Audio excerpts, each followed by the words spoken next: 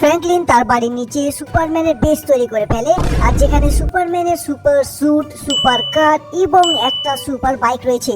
কিন্তু কেন এবং কিভাবে বানালো, তো চলো ঘটনাটা বলি। আসলে একদিন একটা ভয়ানক জম্বি বাড়িতে আক্রমণ করে ফ্র্যাঙ্কলিনের, আর সিনচ্যানের দিকে কিন্তু ধেয়ে আসতে থাকে তাকে মারার জন্য।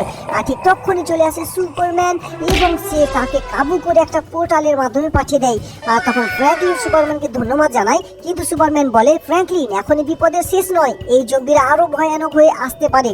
তার জন্য ফ্র্যাঙ্কলিন সুপারম্যানকে থেকে যেতে বলে, আর সুপারম্যান তাকে থাকার জন্য একটা সিক্রেট বাংকার বানানোর জন্য একটা পোর্টালের মাধ্যমে পাঠিয়ে দেয়।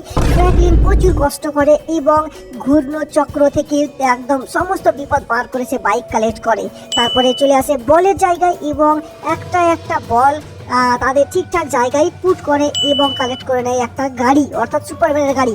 তারপরে সে চলে আসে রোলিং স্লাইডে এবং স্লাইডের কঠিন চ্যালেঞ্জটা কমপ্লিট করার পর ফাইনালি সে স্যুট পেয়ে যায় এবং সুপারম্যান তার বাড়িটাকে হাওয়াতে উঠিয়ে নিচে একটা সিক্রেট বেস বানিয়ে ফেলে।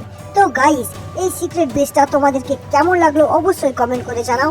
আর সিনচ্যান কিন্তু এতে খুবই খুশি হয়েছে, তোমরা তাই চ্যানেলটা সাবস্ক্রাইব করে নাও।